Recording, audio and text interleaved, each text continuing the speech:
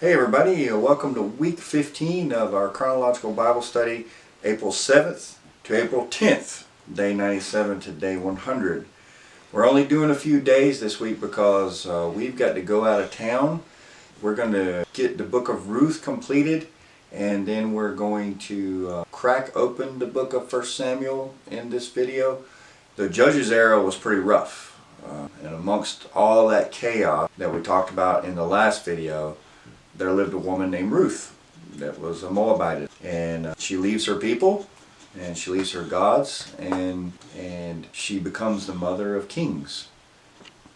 Alright, our horizontal book that we're in is Judges. We're studying during the time of Judges, but during the time of Judges the book of Ruth takes place, and that's where we're going to be today, is in the vertical book of Ruth.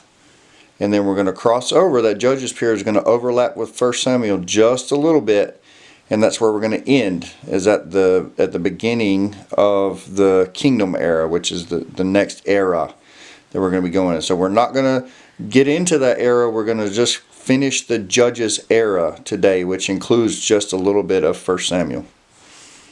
Chapter 1, verse 1.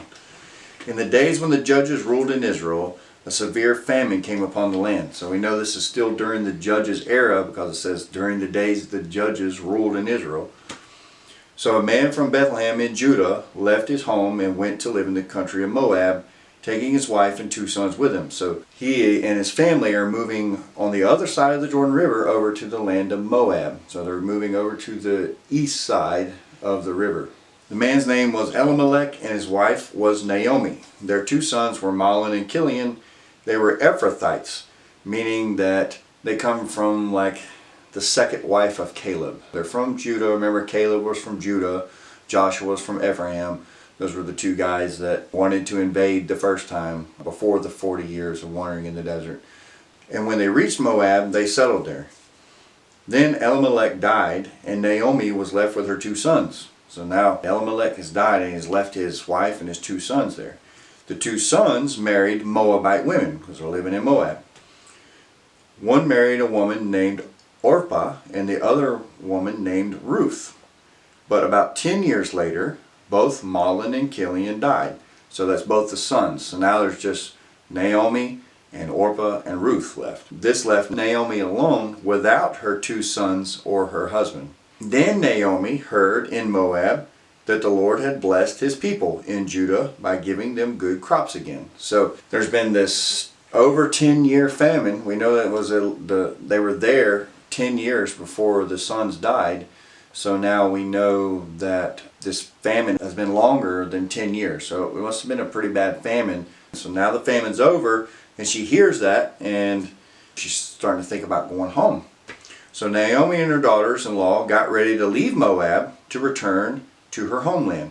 Now think about this. This is a widow and 2 daughters-in-law with no men during this time to support them. She has a hard time, supporting everybody in the family, supporting her daughters-in-law. But for whatever reason, Naomi decides that she's going to go back to Judah. And so with her 2 daughters-in-law, she set out from the place where she had been living, and they took the road that would lead them back to Judah. So now they got to either cross the Jordan River, or they got to go around the south side of the Dead Sea and come back up through that way.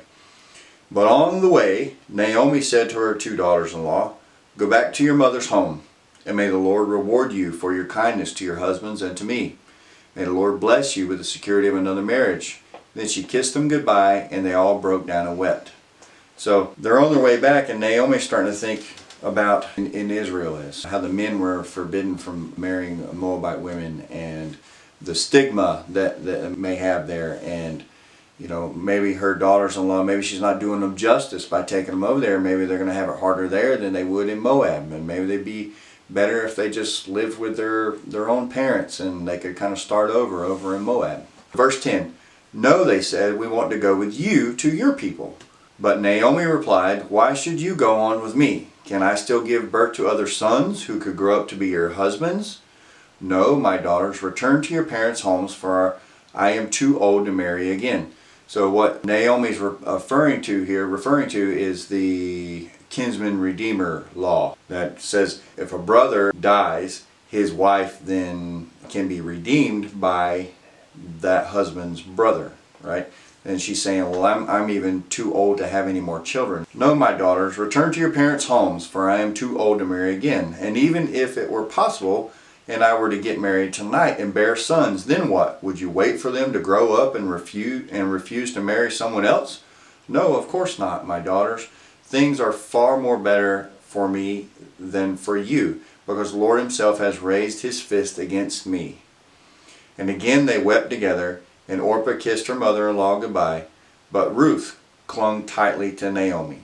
Now, if you think about the scene here, these are women that have been together through thick and thin. They've witnessed the death of her husband, Elimelech, and they've witnessed the death of one son, and then they've witnessed the death of another son. They've all gone through these trials together over in the foreign land. And this parting that's going on here is probably a very heartfelt thing. They've been together for over 10 years. They've been together.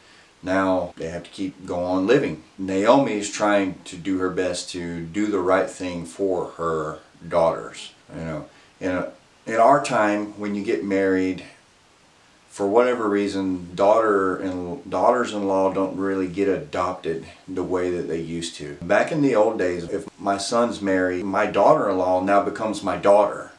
She has all the rights, privileges, responsibilities the same way as if my wife birthed her. She's my daughter. Nowadays, it seems like daughters-in-law get put in like a different category. They don't get brought into the family really close anymore, and they get kind of held at a distance. That's not the case what's going on here, and that's why this breakup, this parting between these three women is so difficult.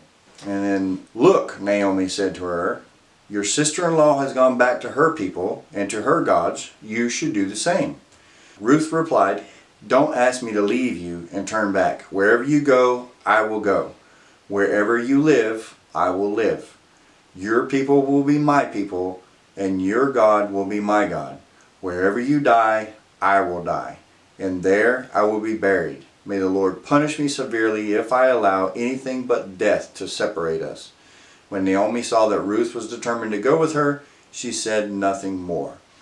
Because Ruth now, she's made a vow to not be separated, to not let anything but death separate them. So she's made this vow, and now Naomi realizes, okay, she's determined, so she's got to go with me. And also recognize here that Ruth is forsaking all of her culture, all of her family, all of her gods, everything from Moabite culture. She is forsaking that and taking on what is Naomi's culture. So she is in all intents and purposes becoming an Israelite without being kin to Israel, without having the blood of that. And this was a common thing in those days. You were allowed to worship Yahweh, but you had to, your culture, and then basically become a proto-Israelite without being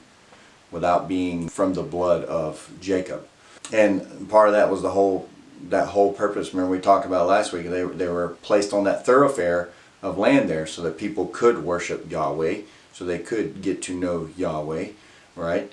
And that was their whole purpose, was being there. So why would God place them there if other people weren't allowed to become followers of Yahweh? And this is what Ruth is doing here. She's forsaking her own ways and becoming an Israelite. So the two of them continued on their journey, and when they came to Bethlehem, the entire town was excited for their arrival. Is it really Naomi?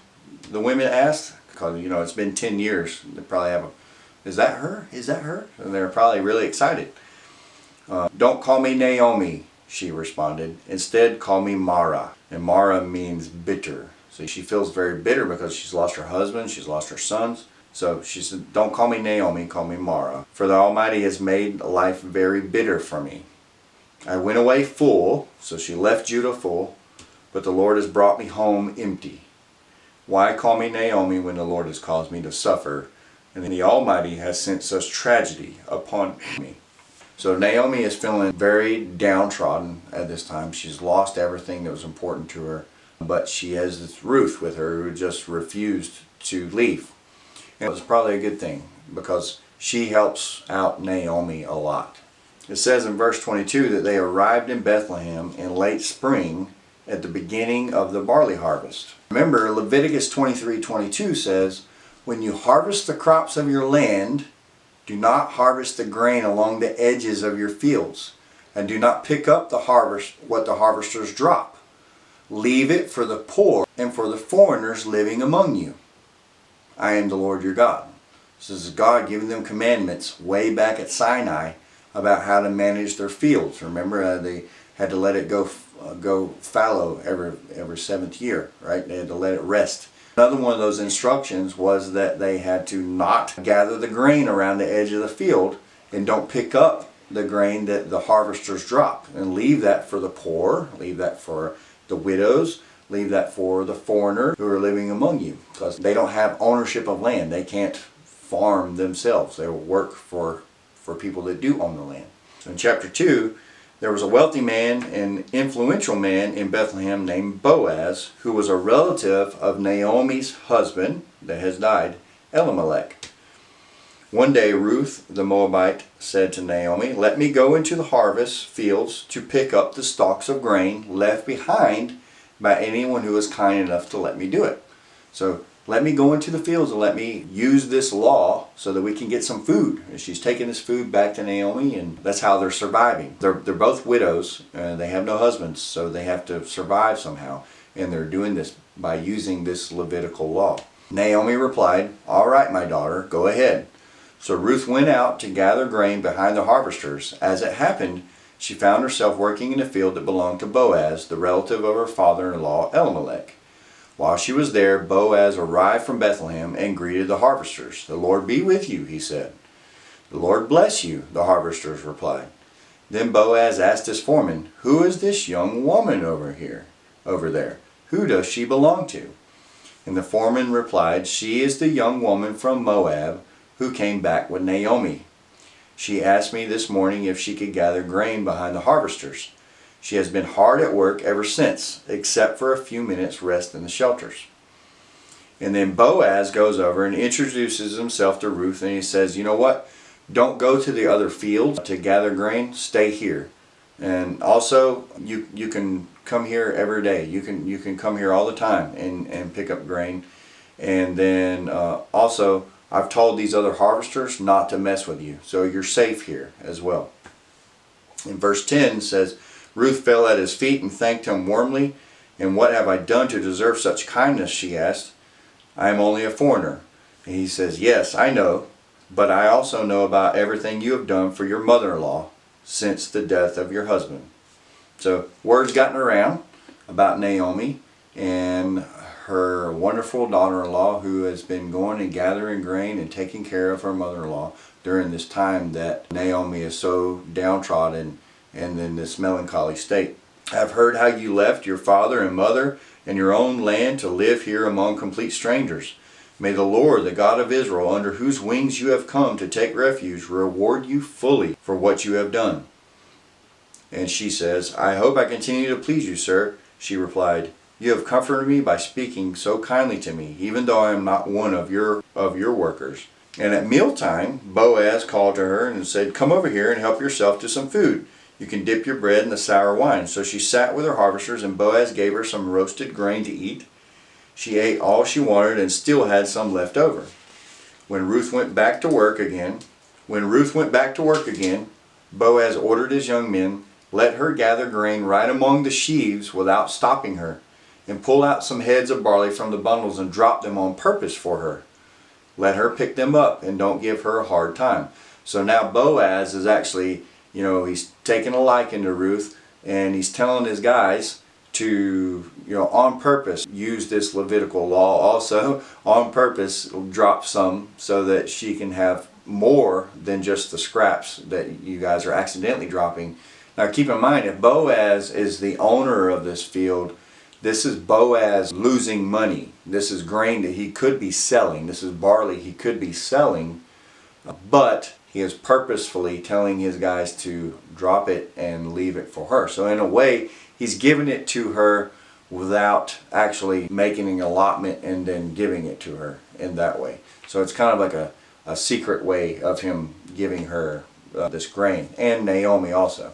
So Ruth gathered barley there all day, and when she beat out the grain that evening, remember they beat it on the threshing floor, so she beat out the grain that evening, and it filled an entire basket. That's a lot. So she carried it back into town and showed it to her mother-in-law Ruth, and also gave her the roasted grain that was left over from her meal. "Where did you gather all this grain today?" Naomi asked. "Where did you work? May the Lord bless the one who helped you."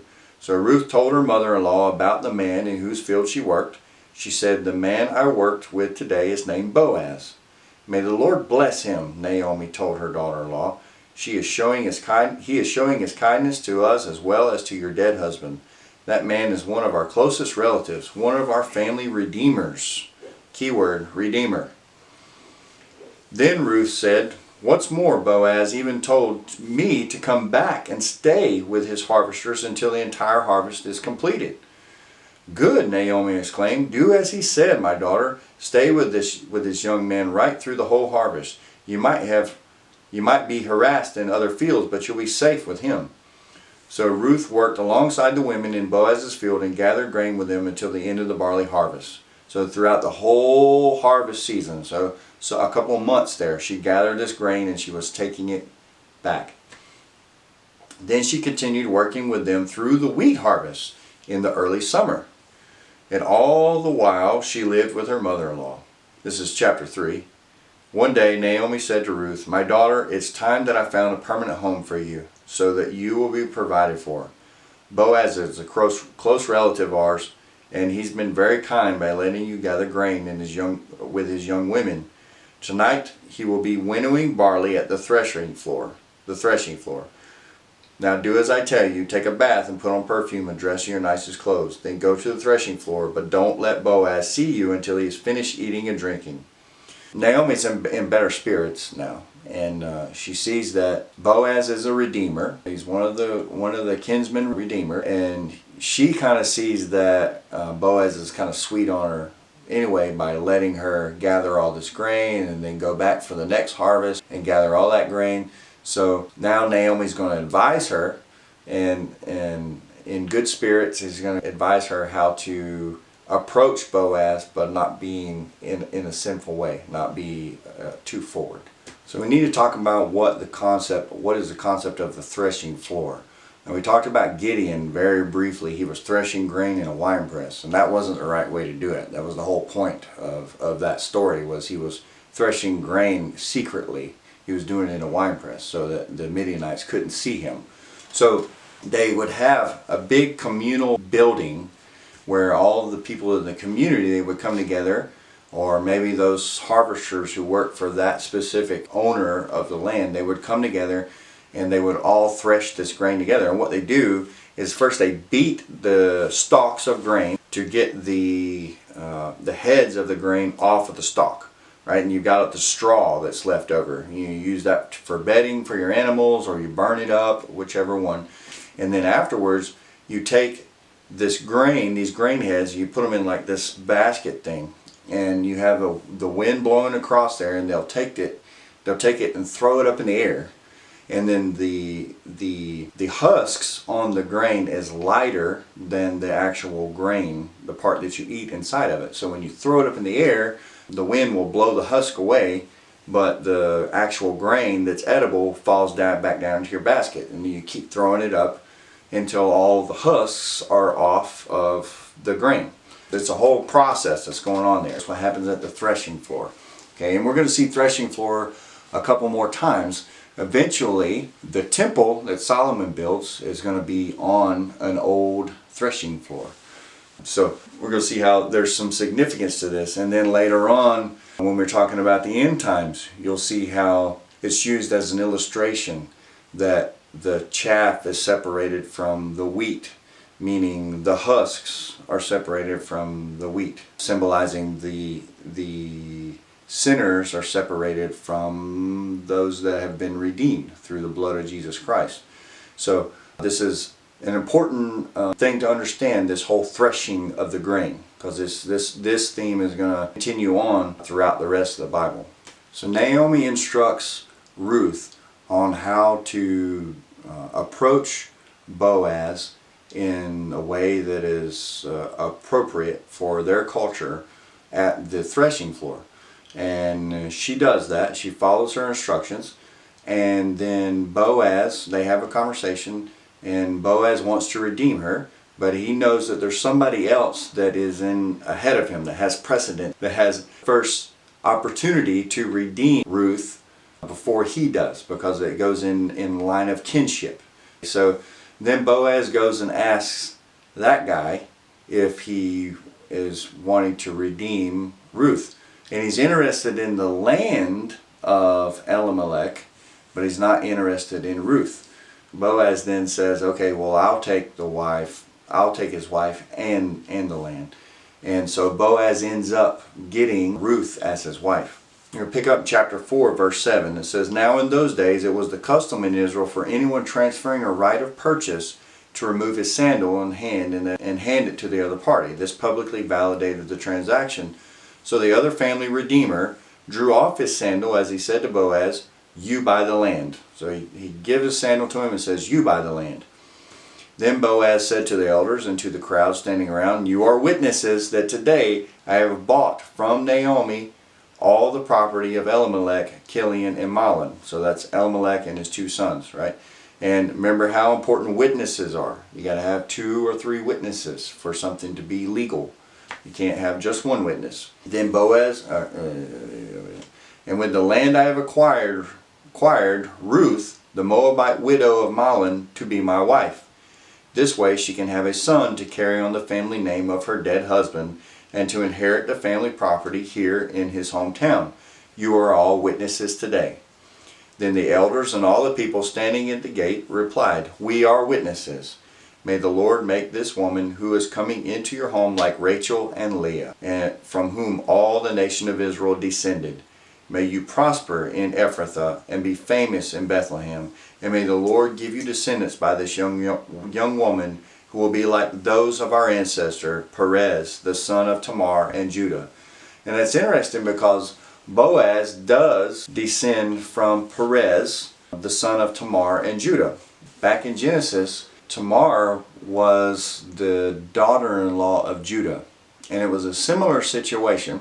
Judah had a son, and Tamar was his wife, and the son died, and Judah kept telling her to wait till my younger son is old enough. And then the younger son didn't want to marry Tamar.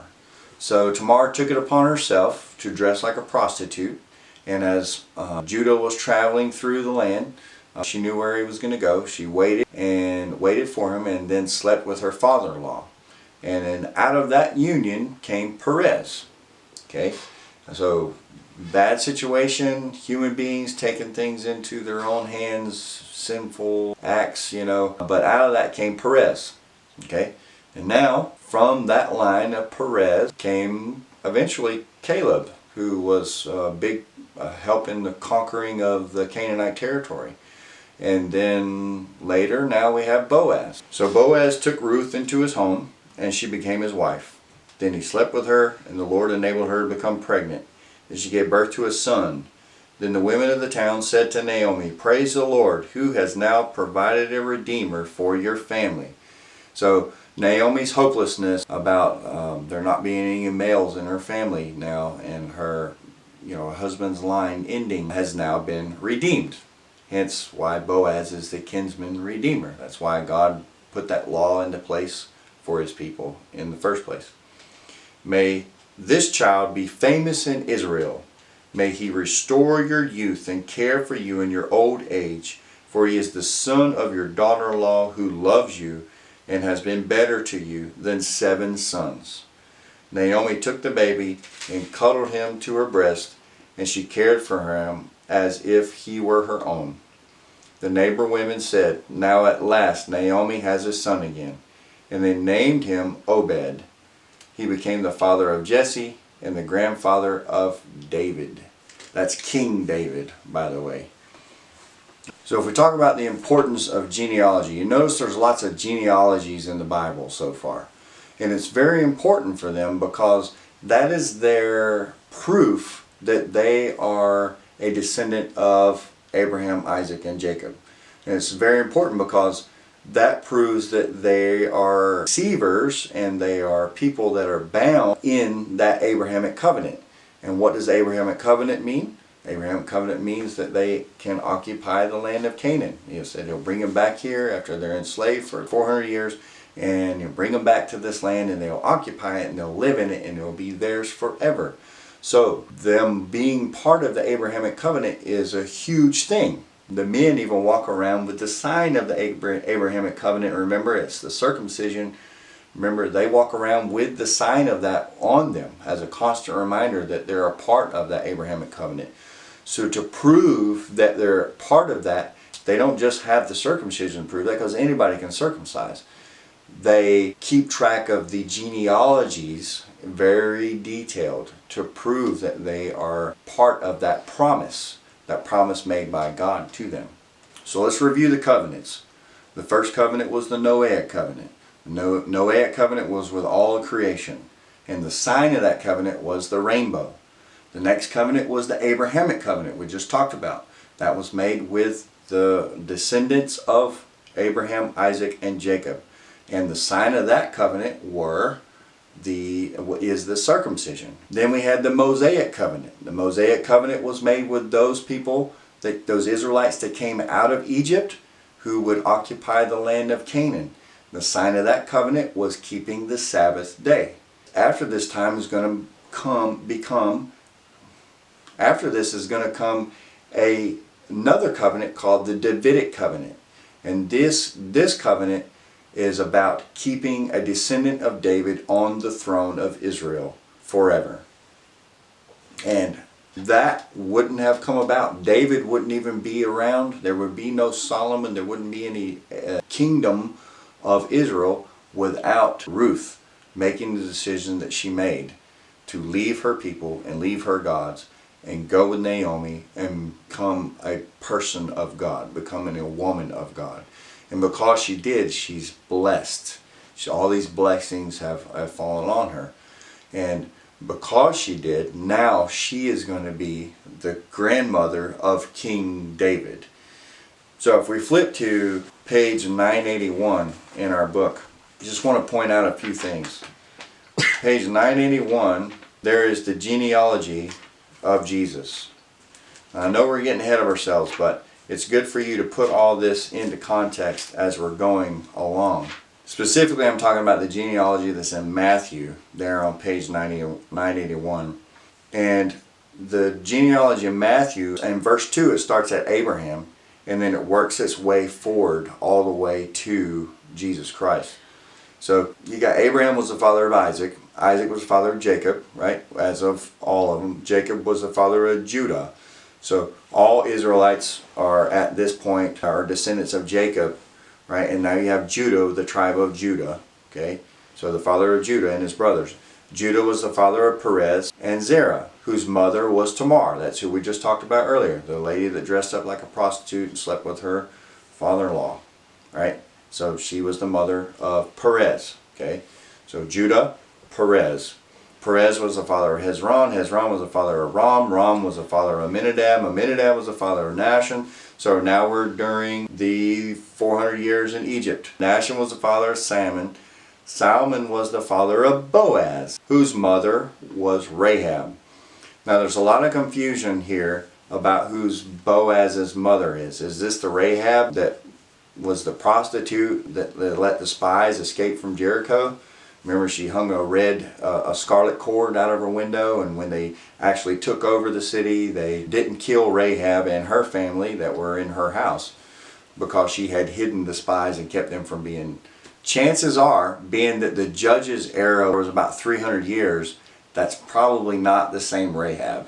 Or in these genealogies, they're keeping track of these genealogies to prove their relationship back to Abraham, to Isaac, to Jacob. That was the whole point of the genealogies. But kinship was a highly, highly, highly valued thing. And if there was anybody that was in their family tree that was a highly recognized person, a person of notoriety, like say, I don't know, King David or one of the judges like Gideon or something like that, they would highlight that in their genealogy because they're very proud of that. So we'll come to, in the New Testament, we'll be introduced to Apostle Paul. His original name is Saul, which Saul was a king of Israel. So you can see how these names are repeated throughout the history, and sometimes it can make these genealogies a little bit confusing. So it's important to trace through and actually think through, okay, well if Rahab was the mother of Boaz, that means that she would be like 300 years old right now. Yeah, that don't add up. So it's important to kind of think through the genealogies too, and don't just take them at what they say. But it says Boaz was the father of Obed, whose mother was Ruth. Okay, so Boaz and Ruth have a child named Obed. And then Obed was the father of Jesse. And Jesse we're going to learn about later on in 1 Samuel. Jesse, he has a bunch of sons, but one of them, a shepherd boy, is named David. And David becomes the king of Israel.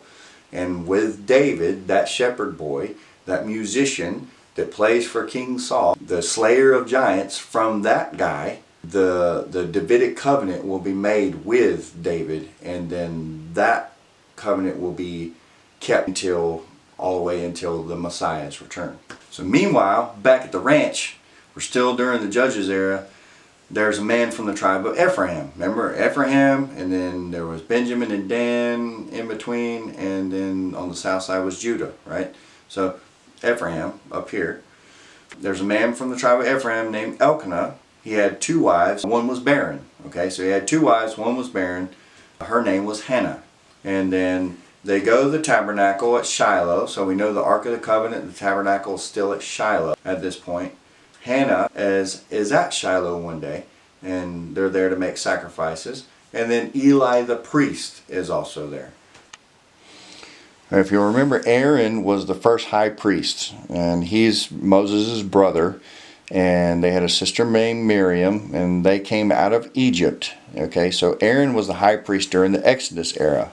Okay, Aaron had 4 sons. He had Eleazar, Ithamar, Nadab, and Abihu. Nadab and Abihu were the eldest, but remember that they offered strange fire. They did something wrong when they were doing an offering, and they got consumed with fire and killed. Okay, so then the priesthood fell to Eleazar. The high priest was Eleazar. Before they cross over the river Jordan, Aaron dies. Moses puts the priestly garments on Eleazar, and Eleazar is the high priest all through the conquest era, which is the book of Joshua. Okay, Eleazar then has a son named Phinehas, and Phinehas is the son through most of the Judges era, through most of the book of Judges, but it's 300 years. So there were some sons that happened there, somewhere in there, where we kind of lost track. So it was a confusing time anyway.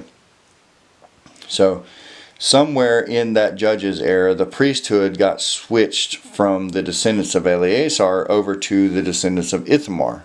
So now we show up and we're learning about Hannah. Hannah's going to talk to the priest Eli. Eli is the descendant of Ithamar. The priesthood is going to stay with Ithamar's descendants. He's going to have a son named Hophni, and Phinehas. It's going to continue. These 2 are going to die, but Phinehas is going to have a son. It's going to eventually get down to Abiathar. Abiathar is going to be deposed by Solomon later on, and he's going to return the priesthood back over to the descendants of Eleazar. And from then on, the high priesthood will flow through the descendants of Zadok, or we call them the Zadokites. Okay. So this is where we're at now. We're in this kind of like where the priesthood has changed over from the descendants of Eleazar to Ithamar. It's going to stay there a little while till Solomon comes on the scene. Then he's going to return it back over to Eleazar, the descendants of Eleazar over here, and that's where it's going to stay from then after. So 1 Samuel chapter 1 verse 9. Once after a sacrificial meal at Shiloh, Hannah got up and went to pray. Eli the priest was sitting at his customary place beside the entrance of the tabernacle. Hannah was in deep anguish, crying bitterly as she prayed to the Lord. And she made this vow, O Lord of heaven's armies, if you will look upon my sorrow and answer my prayer and give me a son, then I will give him back to you. He will be yours for his entire lifetime, and as a sign that he has been dedicated to the Lord, his hair will never be cut. As she was praying to the Lord, Eli watched her. Seeing her lips moving, but hearing no sound, he thought that she had been drinking. Must you come here drunk? He demanded. Throw away your wine. Oh, no, sir, she replied. Remember, we're during the Judges era, so people are going to the temple drunk, so that's why Eli is suspecting of this.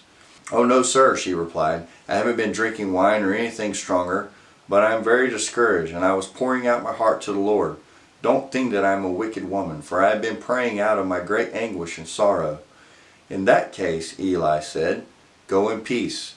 May the God of Israel grant the request you have asked of him. Oh, thank you, sir, she exclaimed. Then she went back and began to eat again, and she was no longer sad. We're at 1100 BC now, okay? So 300 years later, after they've crossed over the Jordan, that was about 1405 BC, so we're at about 1100 now. The entire family got up early the next morning, went to worship the Lord once more. Then they returned home to Ramah. When Elkanah slept with Hannah, so the husband, right, the husband that had two wives slept with Hannah, who had said these prayers at the tabernacle. The Lord remembered her plea, and in due time she gave birth to a son, and she named him Samuel. Samuel means heard by God. For she said, I asked the Lord for him. Then the next year, Elkanah and his family went on their annual trip to offer a sacrifice to the Lord and keep his vow. But Hannah did not go. She told her husband, wait until the boy is weaned. Then I will take him to the tabernacle and leave him there with the Lord permanently. Whatever you think is best, Elkanah agreed. Stay here for now, and may the Lord help you keep your promise. So she stayed home and nursed the boy until he was weaned.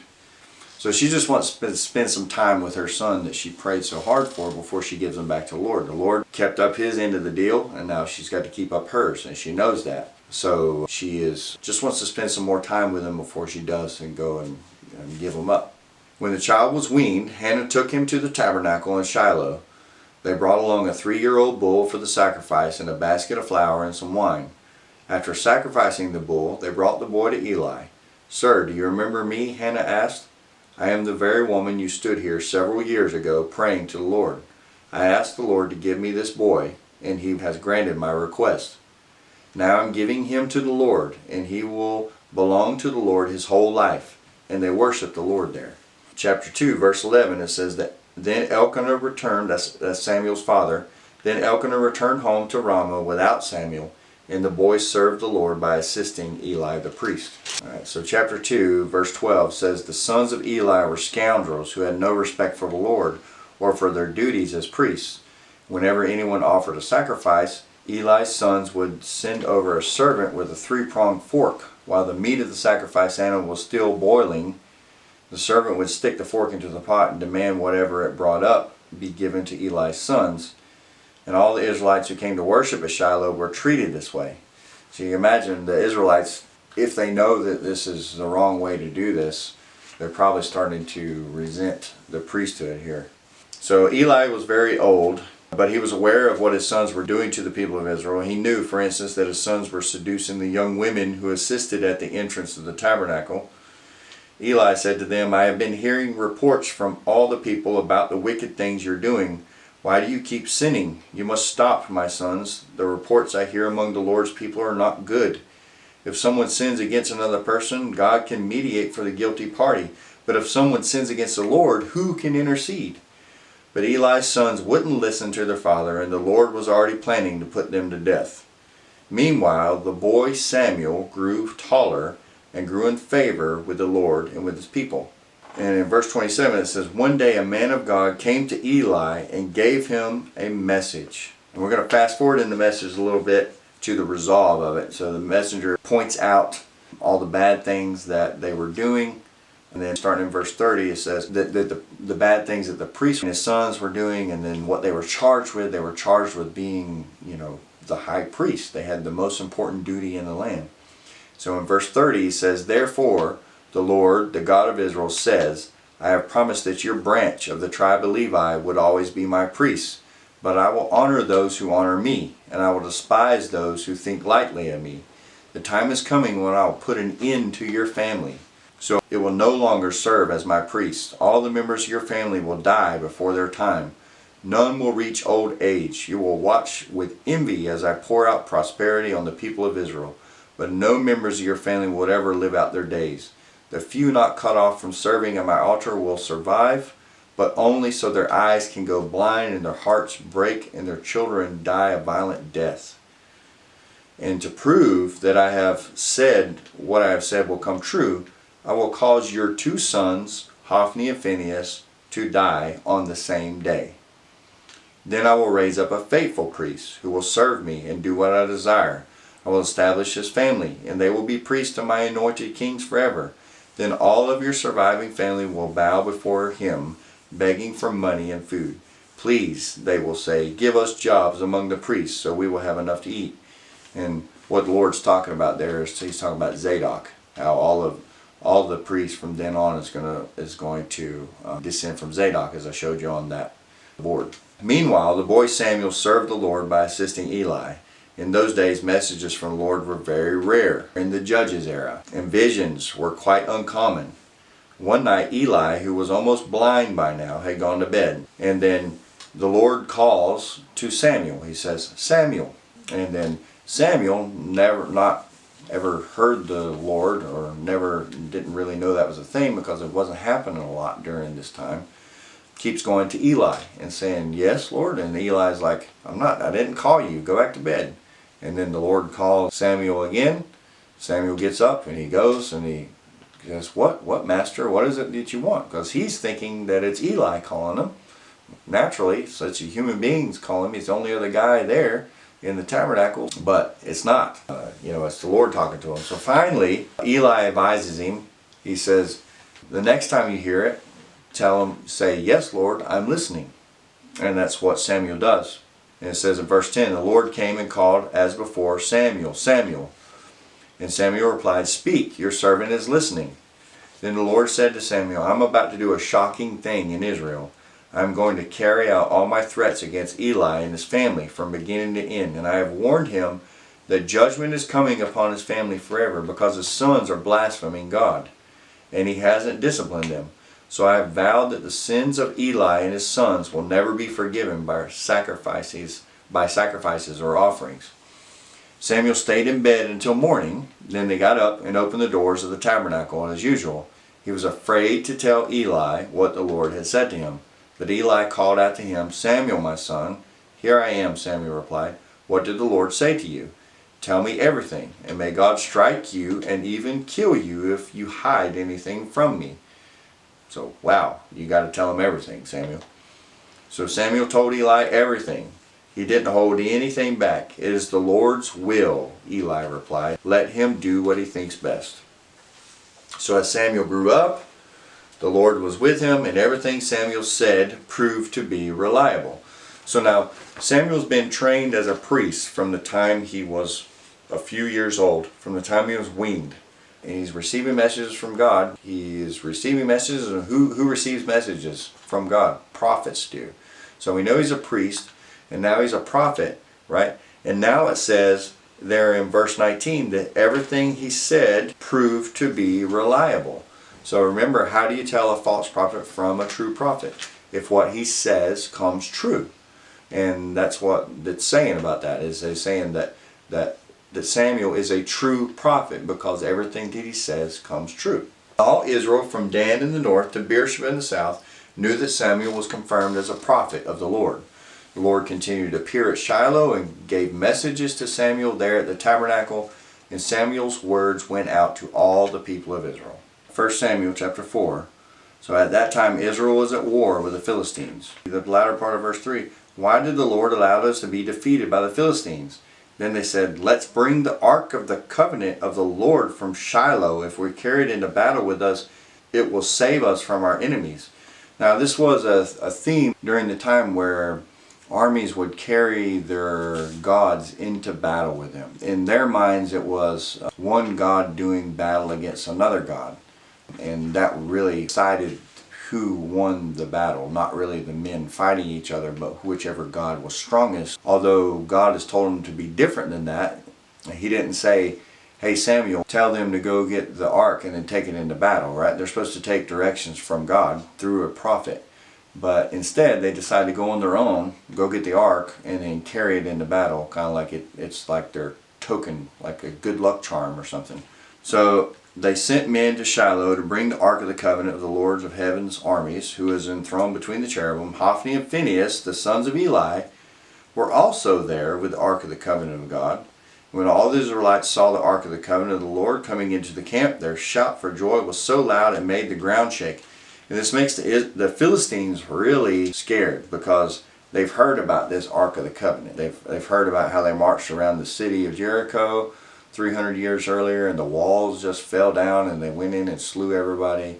They've heard this God, how this, they carry this ark through the Jordan River and the water piles up on one side and they walk through on dry ground. How it can split the Red Sea. They're scared. They're scared of the God of Israel and the ark that carries him in their view. So, but the Philistines win. This is verse 10. The Philistines fought desperately and Israel was defeated again. The slaughter was great. 30,000 Israelite soldiers died that day. The survivors turned and fled to their tents. The ark of God was captured, and Hophni and Phinehas, the two sons of Eli, were killed. Well, there you go. Hophni and Phinehas are dead. What the Lord said to Eli is coming true already. Chapter 4, verse 12, it says, a man from the tribe of Benjamin ran from the battlefield and arrived at Shiloh later that same day. Eli was waiting beside the road to hear the news of the battle. This is the high priest back in the back, waiting for the news from the battle. For his heart trembled for the safety of the ark of God. When the messenger arrived and told what had happened, an outcry resounded throughout the town. What is all the noise about? Eli asked. The messenger rushed over to Eli, who was 98 years old and blind. He said to Eli, I have just come from the battlefield. I was there this very day. What happened, my son? Eli demanded. Israel has been defeated by the Philistines, the messenger replied. The people have been slaughtered and your two sons, Hophni and Phinehas, were also killed, and the ark of God has been captured. When the messenger mentioned what had happened to the ark of God, Eli fell backward from his seat beside the gate. He broke his neck and died, for he was old and overweight. He had been Israel's judge for 40 years. So we've got Eli now serving as the judge and priest. So we've had that happen several times. We had Moses. Moses was a prophet and a judge. We had Deborah, who was a prophet and a judge. We've had Eli now, who was a priest and a judge. And now we'll have Samuel, who's going to take Eli's place, who is a prophet, a priest, and a judge. So he's all three. So again, we're going to our Satellite Bible Atlas here. This is where they brought the ark out of Shiloh. They brought it up to Ebenezer, and then they had the Battle of Aphek. The ark was then taken by the Philistines. It was then taken down to Ashdod first, then to Gath, then to Ekron, and then they turn it loose, and it makes its way back to Beer Shemesh for a while, and then it ends up at Kiriath Jearim over here. So this is what the journey of the ark looks like. Leaving Shiloh, coming along the coast. It hits all these Philistine cities, and then finally they're just like, get rid of this thing, and they send it back. 1 Samuel chapter 5, verse 1. After the Philistines captured the ark of God, they took it from the battleground at Ebenezer and took it down to the town of Ashdod, as I just showed you on the map. They carried the ark of God into the temple of Dagon and placed it beside an idol of Dagon. Okay, and Dagon was kind of like a half fish, half man god. They go in the morning and the idol of Dagon is fallen over, and then they stand it back up and they go in again and it's fallen over, but this time his head and his hands are broke off. It's kind of symbolizing God is defeated. Your God can't see or hear anymore. He can't speak, and also he can't do anything. He broke his hands off as well. Then he inflicts him with a plague of tumors, and then the people in Ashdod are like, we got to get rid of this thing, send it down to Gath. So they send the ark down to Gath, and there they get a plague of tumors. And then they send it on down to another town in Philistia called Ekron. And there great fear spreads across the land, across the town, and those that didn't die were afflicted with tumors. So they're like, we got to get rid of this thing. And it was over there in Philistia for 7 months. They want to keep it as this prize, like the Trojans when they took the Trojan horse into Troy. They did it as kind of like, woohoo, we beat the Greeks, and they took it in there. Well, this is kind of the same kind of ideal where they're doing it in victory. They're taking back the sign of the Israelite God and putting it before their God, as in kind of like, their God is superior to the God of Israel, and then that God is found broken in pieces on the floor. So finally they're like, send that thing back, send it back. In chapter 6, where it says, they were told, since the plague had struck both you and your 5 rulers, make 5 gold tumors and 5 gold rats, just like those who have ravaged our land. Make these things to show honor to the God of Israel, and perhaps then he will stop afflicting you. Don't be stubborn and rebellious like Pharaoh and the Egyptians were. By the time God was finished with them, they were eager to let Israel go. So now build a new cart, find 2 cows. They have just given birth to calves, and make sure the cows have never been yoked to a cart. So you got 2 untrained cows that's never pulled a cart before, and now they're going to take some that's just given birth to calves, and they're going to take the calves away. So if you've ever been around cows before, you'll know the day when we take the calf away from the cows. The mama cows will bellow, and they'll wander about looking for their calves for probably about close to 48 hours. They'll walk around looking for their calves, and they'll just wander around bellowing, right? And that's what they're doing. They're using these cows looking for their calves to take the cart with the ark on it, take the cart wherever God leads these cows to. If they cross the border of our land and go to Beth Shemesh, you will know it was the Lord who brought this great disaster upon us. If they don't, we will know it was not his hand that caused the plague, it was simply by chance. So they carry out these instructions, and it's interesting to know that Beth Shemesh is one of those 48 Levitical towns. Remember, the Levites never got any land allotment. They were the tribe that didn't get any land because they're the priestly tribe. But they did get 48 towns. Sure enough, these cows take this cart with the Ark of the Covenant on it, and they take it straight into Beth Shemesh. And then there are some Levites there, of course, because it's a Levitical town, who know how to handle the ark properly, and they take it off. But apparently some other people don't know how to handle the ark properly. They look in the ark, and it kills 70 people because they looked in there. So then they want to get rid of the ark. Men from Kiriath Jearim come there to Beth Shemesh, and they transport the ark to Kiriath Jearim, and the home of a man named Aminadab.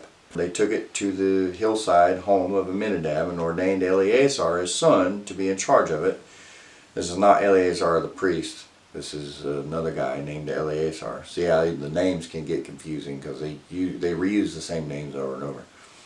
The ark remained in Kiriath Jearim for a long time, 20 years in all. During all that time, all of Israel mourned because it seemed like the Lord had abandoned them. So the ark now is not in Shiloh in the tabernacle. It is in a dude's house in Kiriath Jearim, being taken care of this by this family of Abinadab, and it's going to stay there for 20 years until David, finally King David, the great grandson of Ruth and Boaz, gets taken back to a proper place that was made to house it. We're going to jump forward to chapter 7, verse 15. Samuel continued as Israel's judge for the rest of his life. He was like the first circuit judge. He would go from place to place. So He's kind of acting as the high priest and the judge for the era. All right. So chapter 8. As Samuel grew old, he appointed his sons to be judges over Israel, Joel and Abijah. His oldest sons held court in Beersheba, but they were not like their father, for they were greedy for money, and they accepted bribes and perverted justice. And this is almost exact verbiage of what they're told not to do in Deuteronomy 16. They're said judges are not to accept bribes. So finally the elders of Israel, they tell Samuel, "You're now old, and your sons are not like you. Give us a king to judge us like all the other nations have." Samuel was displeased with their request and went to the Lord for guidance. So like he's supposed to, he goes to the Lord for guidance instead of making a decision himself. "Do everything that they say to you," the Lord replied, "for they are rejecting me, not you. They don't want me to be their king any longer." Remember last week I said Israel did have a king. He was in heaven. It was God. God is their king, and then the priests were the ones who ran the government that supported the king. Well, God is acknowledging here that they don't want God to be king over them anymore. Now they want an earthly king. So he says, go ahead, give them their earthly king. "Ever since I brought them out of Egypt, they have continually abandoned me and followed other gods. Now they're asking you the same treatment. Do as they ask, but solemnly warn them about the way a king will reign over them." So Samuel passed on the Lord's warning to the people who were asking him for a king. "This is how a king will reign over you," Samuel said. "The king will draft your sons and assign them to his chariots and his charioteers, and making them run before his chariots. Some will be generals and captains in his army. Some will be forced to plow in his fields and harvest his crops. Some will make his weapons and chariot equipment. The king will take your daughters from you and force them to cook and bake and make perfumes for him. He will take away the best of your fields and vineyards and olive groves and give them to his own officials. He will take 1/10 of your grain and your grape harvest and distribute among his officers and his attendants. He will take your male and female slaves and demand the finest of your cattle and donkeys for his own use. He will demand 1/10 of your flocks, and you will be his slaves.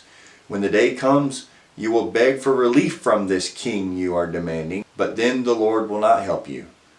But the people refused to listen to Samuel's warning. "Even so, we still want a king," they said. "We want to be like the nation around us. Our king will judge us and lead us into battle."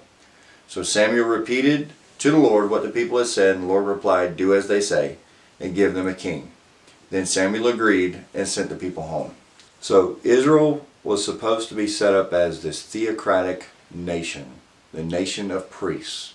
And they were supposed to serve this function, right, as a way for people to learn about God. And the government that managed this kingdom of priests was called the Levitical priesthood. And we see how the 300 years of the judges, how everything falls apart when we rely on our own understanding for how to deal with things instead of appealing to God and appealing to his ways. The people want to be like the nations around them and have a king, one person to be their judge, one person to be their ruler, one person to be their defender, instead of relying on God to do that. They want to have a person they can see and hear and sometimes touch. Samuel warns them and says, look, yes, you're going to have a king instead of a king in heaven, a God in heaven to rule over you. Yes, you're going to have another king on earth that you're going to be able to see and hear and touch. It's going to come with a price, because this is not how you were supposed to be living, Israel. In the next few weeks, we're going to be introduced to King Saul, and then we're going to be introduced to that great-grandson of Ruth and Boaz, David. And you'll see how important it was for Ruth to leave her people and leave her gods and become a follower of Yahweh. David will be the greatest earthly king that Israel has ever had.